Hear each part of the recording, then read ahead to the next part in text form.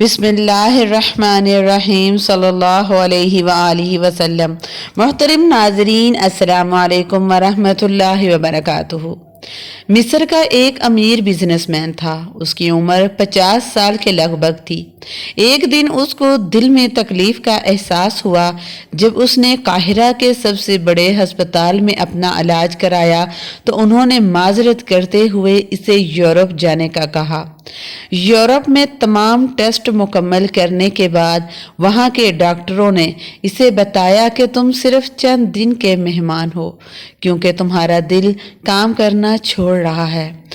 وہ شخص بائی پاس کروا کر مصر واپس آ گیا اور اپنی زندگی کے باقی دن گن گن کر گزارنے لگا۔ ایک دن وہ ایک دکان سے گوشت خرید رہا تھا جب اس نے دیکھا کہ ایک عورت کسائی کے پھینکے ہوئے چربی کے ٹکڑوں کو جمع کر رہی تھی۔ اس شخص نے عورت سے پوچھا، تم اسے کیوں جمع کر رہی ہو؟ عورت نے جواب دیا کہ میرے گھر میں میرے بچے گوشت کھانے کی ضد کر رہے تھے، چونکہ میرا شوہر مر چکا ہے اور کمانے کا کوئی ذریعہ نہیں ہے، اس لیے میں اپنے بچوں کی ضد کی وجہ سے بہت مجبور ہو کر یہ قدم اٹھا رہی ہوں۔ اس پھینکی ہوئی چربی کے ساتھ تھوڑا بہت گوشت آ جاتا ہے جسے صاف کر کر پکا لوں گی۔ بزنس مین کی آنکھوں میں آنسو آ گئے۔ اس بزنس مین نے سوچا کہ اللہ تعالیٰ نے میری زندگی میں اتنی زیادہ دولت دی ہے، مجھے ایسی دولت کا کیا فائدہ؟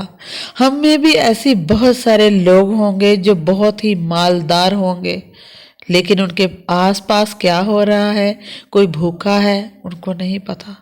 ایسی دولت کا کیا فائدہ؟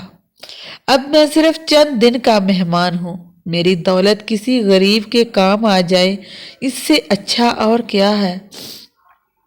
اس نے اسی وقت عورت کو کافی سارا گوشت خرید کر دیا اور کسائی سے کہا کہ اس عورت کو پہچان لو، یہ جب بھی آئے جتنا بھی گوشت مانگے اسے دے دینا اور پیسے مجھ سے لے لینا۔ اس واقعے کے بعد وہ شخص اپنے روزمرہ کے معمولات میں مصروف ہو گیا، اور جب اس نے محسوس کیا کہ کچھ دن اسے دل میں کسی تکلیف کا احساس نہ ہوا تو اس نے قاہرہ میں موجود لیبارٹری میں اپنا دوبارہ ٹیسٹ کروایا۔ ڈاکٹروں نے بتایا کہ رپورٹ کے مطابق آپ کے دل میں کسی قسم کا کوئی مسئلہ نہیں ہے، لیکن تسلی کے لیے آپ دوبارہ یورپ میں اپنا چیک اپ کروا کر واپس آئیں۔ وہ شخص دوبارہ یورپ گیا، وہاں سے ٹیسٹ کروائے۔ رپورٹس کے مطابق اس کے دل میں کوئی خرابی سرے سے بھی نہیں تھی۔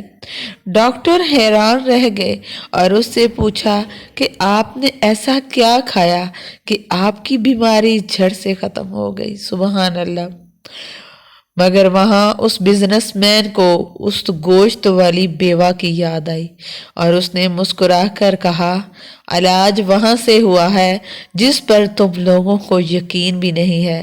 بے شک میرے نبی صلی اللہ علیہ وآلہ وسلم نے سچ کہا تھا کہ صدقہ ہر بلا کو ٹالتا ہے۔ اسے شیئر کرنا آپ کے لیے صدقہ جاریہ بھی بن سکتا ہے۔ رمضان آ رہا ہے، ہو سکے تو غریبوں کا بھی دھیان رکھنا اور افطاری میں سب کا خیال رکھنا۔